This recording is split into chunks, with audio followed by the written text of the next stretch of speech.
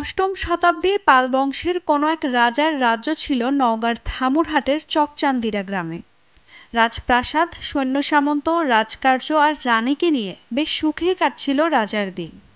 কিন্তু হঠাৎ কি এক অসুখে পড়লেন রানী। কিছুতেই সে অসুখ সারে না। সারা রাজ্যে এলান করা হলো রানীর অসুখ সারানোর জন্য। বড় বড় হেকিম, বৈদ্য, কবিরাজ এলেন রাজসভায়। এক হেকিম বললেন রানীর অসুখ ভারী কঠিন, সারাতে হলে রাজাকে ৩৬৫টি পুকুর খনন করতে হবে, আর বছরের প্রতিটা দিন এক একটা পুকুরে রানীকে গোসল করাতে হবে, তবেই সুস্থ হবেন রানী।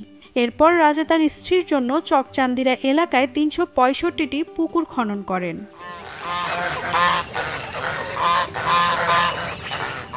কালের বিবর্তনে হারিয়ে গেছে সেই রাজা, রাজ্য আর রাজপ্রাসাদ।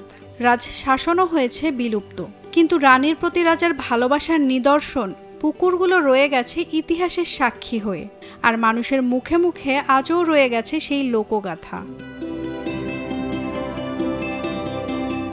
নওগাঁর ধামুরহাট উপজেলার ইসবপুর ইউনিয়নের চকচান্দিরা গ্রামে প্রায় ৮ কিলোমিটার এলাকা জুড়ে রয়েছে এই ৩৬৫টি ছোট বড় পুকুর। চকচান্দিরা গ্রামের বাসিন্দা মুর্শেদুল আলম মুর্তজা বলেন, এটি ইতিহাসের বিরল একটি ঘটনা, কারণ এখানে ৩৬৫টি পুকুর একই সঙ্গে অবস্থিত। কথিত আছে রাজা তার স্ত্রীর সুস্থতার জন্য হেকিমের পরামর্শে এই পুকুরগুলো খনন করেন। স্ত্রী অসুস্থ ছিল, ডাক্তার কবিরাজ করে যখন কোনো রেজাল্ট আসে নাই, কোনো একজন হাকিম তাকে হয়তো বা বলেছিলেন এভাবে যে একটা প্রত্যেকদিন নিত্য নতুন একটা পুকুরে গোসল করলে তিনি হয়তো সুস্থ হয়ে যাবেন। তো সেই সূত্রে ধরে হয়তো বা ৩৬৫টা পুকুর একই সাথে গড়ে উঠেছে।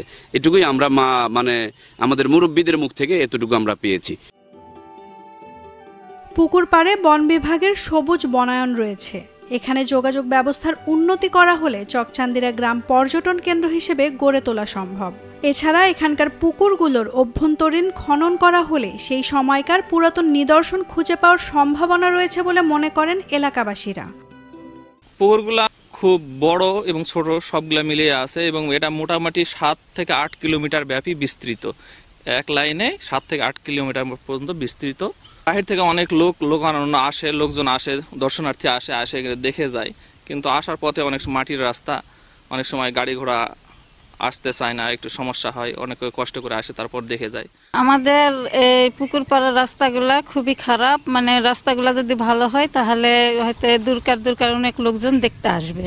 মানুষজন আসলে আমাদের ভালো লাগবে, জায়গাটারও মান বাড়বে। চকচান্দিরা গ্রামের একসাথে ৩৬৫টি পুকুরের গল্প শুনে দূর দূরান্ত থেকে দেখতে আসেন দর্শনার্থীরা।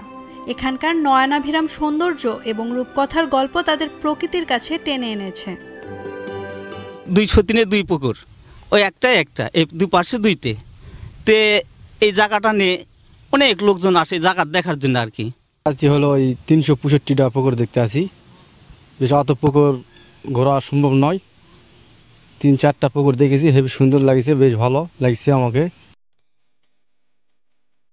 চকচান্দিরা গ্রাম পর্যটন কেন্দ্র হিসেবে গড়ে উঠলে স্থানীয়দের কর্মসংস্থান হবে, এতে এলাকার উন্নয়ন হবে, পাশাপাশি পর্যটকদের বিনোদনের কেন্দ্রবিন্দু হিসেবে পরিচিতি পাবে এই এলাকা।